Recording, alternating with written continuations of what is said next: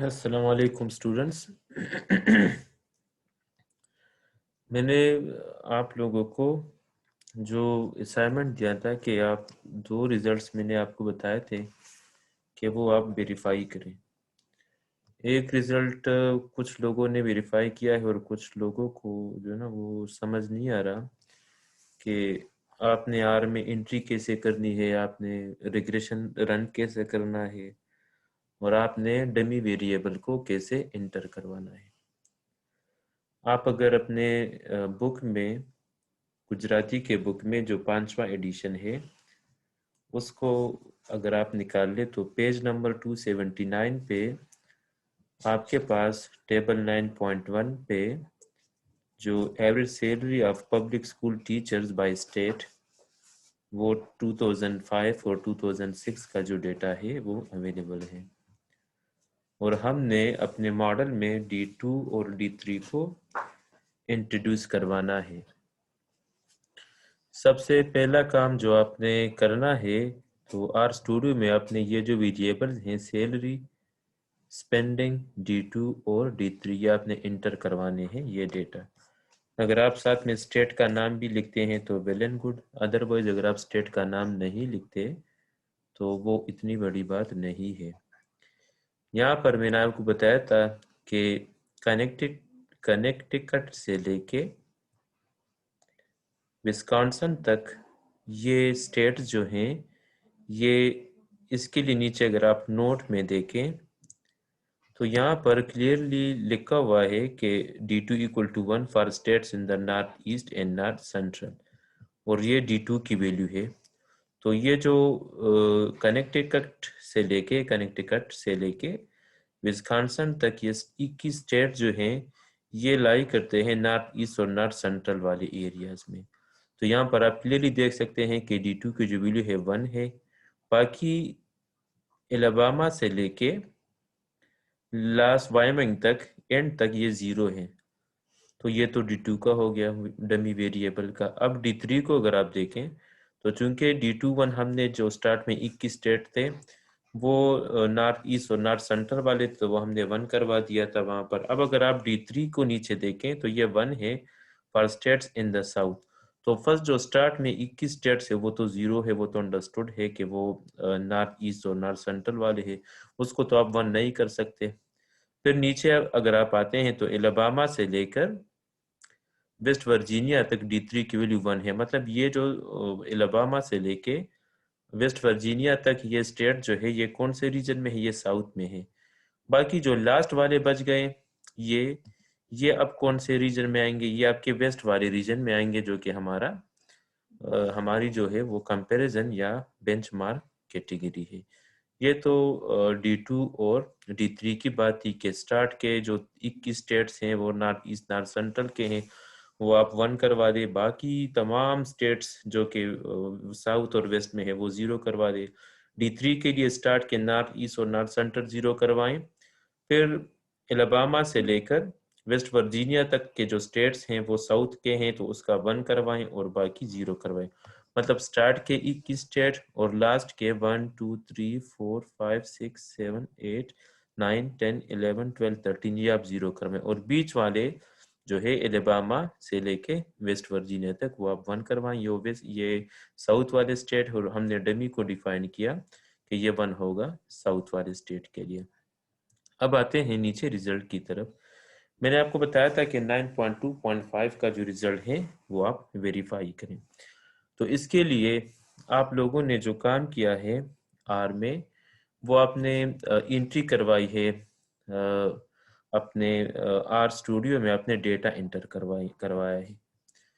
तो आपने manual entry की है, मतलब आपने लिखा है कुछ जो वेरिएबल है अपने हर एक स्टूडेंट ने वेरिएबल को अपना नाम दिया है। मिसाल में लिखता हूँ सैलरी इक्वल टू C और फिर आपने किताब से जाके यहाँ पर जो फर्स्ट वैल्यू है, जो फर्स्ट डेटा पॉइंट है सैलरी का वो 6822 है। तो आपने लिखा है 60 से 60 एंड 822 फिर कामा और फिर नेक्स्ट आपने 58 246 58 N2 46 एंड सो वन, और फिर आपने लास्ट वैल्यू लिखी है और इंटर करवाए है तो आपके पास सैलरी वाला आ गया। फिर इसी तरह आपने D2 के साथ भी ये काम किया है, ये एंड स्टार्ट के जो स्टेट्स हैं वो 1 1 है एंड फिर लास्ट के जो है वो 0 0 है एंड सो ऑन। इसी तरह D3 के लिए, सही है। अब मसला ये है कि ना कि आपको जो है ना वो डेटा नहीं मिल रहा था या आपने सर्चिंग नहीं की। मैंने आपको स्टार्ट में बताया था कि इस तरह कोई बात है नहीं कि आप इसको गूगल करो, गूगल आपको जवाब ना दे। हर एक जो क्वेश्चन है उसका आंसर गूगल पे अवेलेबल है। मैंने क्या किया, मैंने भी वो थोड़ा सा ये मैंने बताना था आप लोगों की कैसे आपने जो है वो सर्चिंग करनी है। तो मैंने मैंने गूगल पे लिखा कि भाई गुजराती का डेटा अवेलेबल है कि नहीं। तो वहाँ पर गूगल साहब ने मुझे बताया कि हाँ, जो गुजराती का जो डेटा है वो नेट पे अवेलेबल है, सही है। तो ये आप भी ये इस काम को आप भी जो है वो आसानी के साथ कर सकते हैं।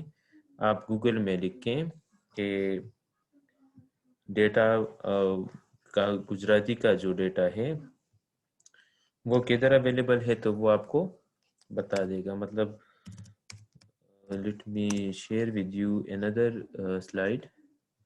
इसको मैं आपको बताऊं कि आपने कैसे डेटा को सर्च करना है, सही है। सो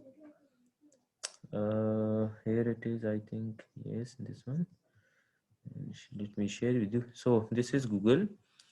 ये आपने गूगल पेज खोला और गूगल पेज पे आपने लिखा Gujarati book data set. Just आपने ये सेंटेंस लिख किया, देखिए कि आपको क्या आंसर देता है। अच्छा, Gujarati econometrics by example to learning, ये और मैंने जहाँ आई थिंक मैंने यहाँ से उठाया है। अच्छा, data set for Damodar Gujarati and Don Porter basic econometrics, सही है। अब देखते हैं कि ये आ गया आपके पास। शाज़म ऊपर जो लिखा है ना, शाज़म भी एक पैकेज है जिस पे लोग काम करते हैं। अब नीचे आए, हमारा हमारा जो जो टेबल है बुक में, उस बुक को चेक करते हैं कि वो टेबल क्या है। टेबल जो है 9.1 है, तो वहाँ पर जो हमने सर्फिंग की है नेट पे तो उसको चेक करते हैं। ये आपका 9.1 है, पेज 278, और ये डेटा सेट डेटा 9. उसको जब आप क्लिक करेंगे इस डेटा 9.1 को, तो ये डेटा आपके पास खुल जाएगा। मगर ये डेटा जो है ना, ये जस्ट फिगर्स हैं, इसको थोड़ा सा आपने अरेंज करवाना है। मतलब ये कोई टेबुलेटेड फॉर्म में है नहीं। तो इस डेटा को या तो इसको कॉपी करके आप एक्सेल में पेस्ट करें। एक्सेल में जब आप पेस्ट करेंगे तो ये चूंकि एक्सेल शीट है नहीं, तो वहाँ पर ये आपको थोड़ा सा गड़बड़ करेगा, इतना वो एक्यूरेट नहीं होगा। मैंने क्या किया है, मैंने इसको वर्ड पे पेस्ट किया और वर्ड से फिर मैंने वहाँ पर उसको वर्ड से कॉपी करके थोड़ा सा जो ना वेरिएबल के में स्पेसिस दे दिए। तो वहाँ से मैंने, अब ये खुल नहीं रहा, आई डोंट नो, ये मुझे जो है ना वो कोई नेट की जो स्पीड है उसका कुछ मसला लग रहा है। अगेन चेक करते हैं डेटा नन। वैसे मैंने इससे पहले खोल दिया उसमें गूगल क्रोम में। चले आप इसको खोल दें तो ये डेटा सेट खुल जाएगा, और इस डेटा को फिर आप जो है ना इसको आप अरेंज करें। इस डेटा को आप अरेंज करें, और अरेंज करने के बाद आपके पास जो जो जो डेटा है, let me show it with you, के जो डेटा होगा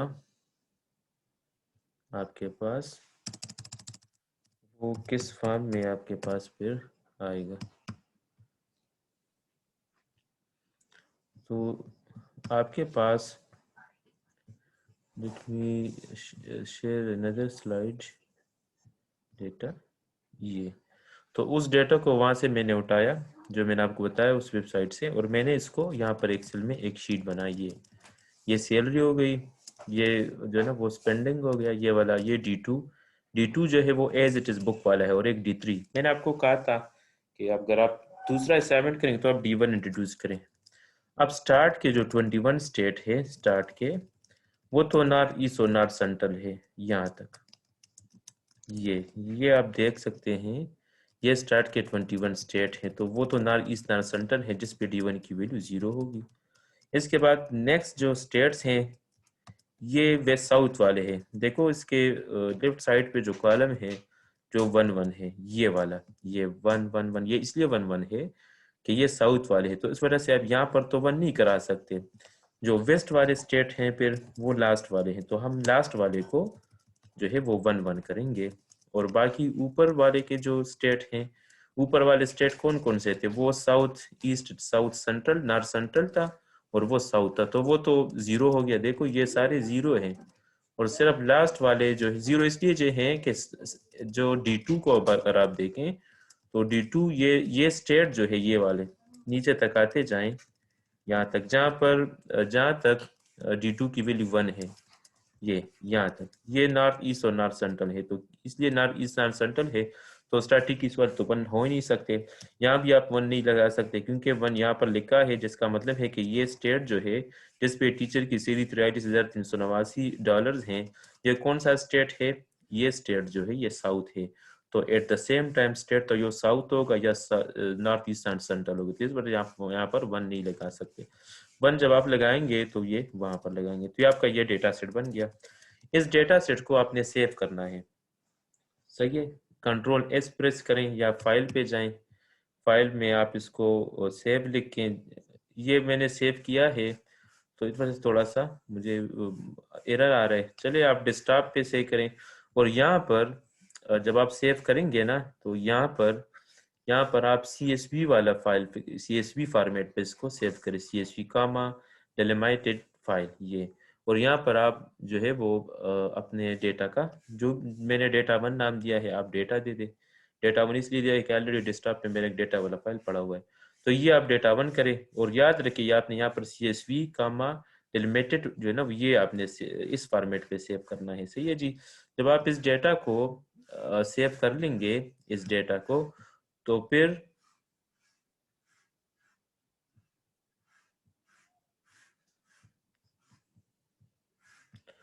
फिर आप जो है ना वो क्या करेंगे नेक्स्ट, यहाँ पर आप आर में अब इस डेटा को लेके आएंगे। ये वाला आपने लिखना क्या है, data equal to read dot CSV, और ये कोड आपने लिखना है, ये C डबल कॉलन, ये यूजर्स एडवांस्ड टेक मेरा कंप्यूटर का नाम है, यूजर्स जो है, और आपका यूजर्स में भी आपका नाम हो, जो आपका वहाँ पर सी में जो फाइल आपका पड़ा हुआ है वो, और डेस्कटॉप और data1.csv, डेस्कटॉप पे मेरा डेटा है और डेटा का नाम है data1.csv, सही है।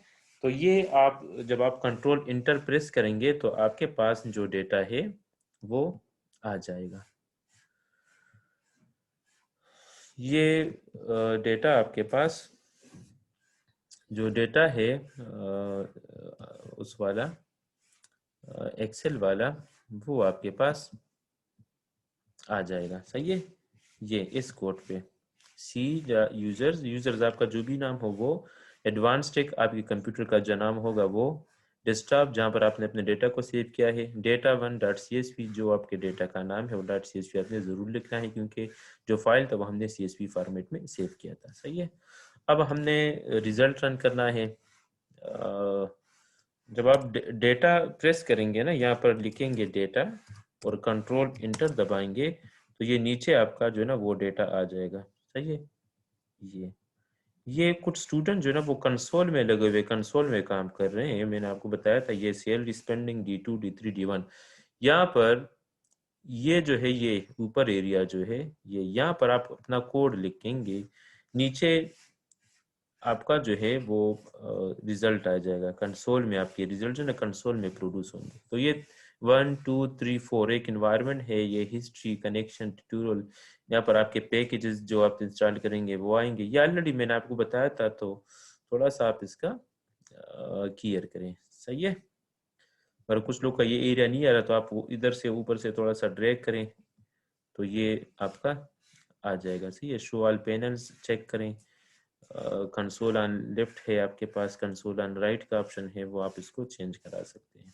सही है, अब डेटा आ गया। डेटा में, डेटा के साथ अगर आप डायलर साइन प्रेस करेंगे तो सीएलडी स्पेंडिंग D2 D3 ये आ जाएगा। सही है, मैंने एल लिखा equal to linear model data. चलिए इसको मैं थोड़ा सा आप लोगों को दोबारा शो करता हूँ। डेटा लिखेंगे डॉलर साइन, तो सैलरी हमारा जो है वो डिपेंडेंट वेरिएबल है, इसको हमने रन करना है D2 और D3 पे। तो आप सेपरेट नाम भी वैसे दे सकते हैं, मगर मैंने वो नाम नहीं दिया, आप बेशक उसको नाम दे दें ऊपर। ये हमारा D2 है और दूसरा हमारा D3 है, इसको कंट्रोल इंटर करें। समरी ऑफ एल चाहिए, कंट्रोल इंटर, सॉरी ये summary of L, control inter. तो ये आपका जो नीचे जो है वो रिजल्ट वेरीफाई ये आ जाएगा। अब इसको आप अपनी किताब के साथ चेक करें तो ये टेली हो जाएंगे ये रिजल्ट। सही है, साथ साथ में ये आपका जो है वो आर स्क्वेयर 0.0439 और ये सारे रिजल्ट्स आपके वेरीफाई हो जाएंगे। सेकंड में हमने इंटरसेप्ट टर्म को हटाना है, तो इंटरसेप्ट टर्म के हटाने के लिए जो कोड है वही ऊपर data dollar sign salary run करेंगे। यहाँ पर आप -1 लिखेंगे, -1 plus data dollar sign D2 plus data से, एंड इसको आप कंट्रोल इंटर प्रेस करें और ये भी कंट्रोल इंटर करें। तो ये आपका जो दूसरा रिजल्ट है ये 49,539 और ये रिजल्ट आपका वेरीफाई हो जाएगा। इसको आप थोड़ा सा बुक के साथ में आपको कंफर्म कराता हूँ, सॉरी, ये है आपका रिजल्ट 48,014, 45,583 एंड 46,293। तो ये रिजल्ट आपका वेरीफाई हो जाएगा। सही है, तो मैंने आपको ये थोड़ा सा काम दिया था जिसको किसी ने भी नहीं किया, क्योंकि आप लोग इंटरनेट से फ़ायदा नहीं लेते ना। मैंने आपको बताया था कि आप थोड़े से मिच्योर हो जाएं और जो भी आपको चाहिए तो वो आप उसको इंटरनेट पे सर्च कर सकते हैं। ये वो डेटा है जो मैंने अभी आपको बताया कि ये वही डेटा है जो जो इसको मैंने नेट पे सर्फिंग की और ये डेटा मुझे मिल गया। सिर्फ मैंने D1 की जो है ना वो वैल्यू इनकारपोरेट की by just a little bit. आप उसको सोचें कि D1 कैसा होगा। तो यहाँ पर इस डेटा को फिर आप जो है ना सारे इसको कॉपी करें यहाँ से राइट के, और ये आपका जो है ना राइट माउस क्लिक करें, कॉपी करें और जाकर वहाँ पर एक्सेल में पेस्ट करें। अगर एक्सेल में शेप कुछ गड़बड़ लग रहा है तो वर्ड में पेस्ट करें, वर्ड में थोड़ा सा बनाएं और फिर वर्ड से आप इसको कॉपी करके एक्सेल में पेस्ट करें। ओके, तो ये थोड़ा सा आपका जो काम था मैंने आपको दिया था, मगर मुझे लग रहा था कि आप लोगों को इतना समझ नहीं है। आपका स्टार्ट है भी रिसर्च का और प्रैक्टिकल का, तो ये आपका जो है थोड़ा सा काम है। ये 9.2.8 का जो कोड है ये वाला ऊपर, और इसमें फ़र्क सिर्फ ये कि ये -1 लगाया तो इंटरसेप्ट टर्म जो है वो ख़त्म हो गया। नीचे आप देख सकते हैं we haven't any the interceptor in the result. If we press summary of file 1, so you will get that we have only 49, that is the uh, coefficient attached with the D2, coefficient attached with the D3 and coefficient attached with the D1. Hope that you will now be able to run this regression. Okay, thank you so much. Allah Hafiz, and इंशाल्लाह मैं आपको दूसरी video भी फिर upload करा दूंगा। Okay bye, thank you so much.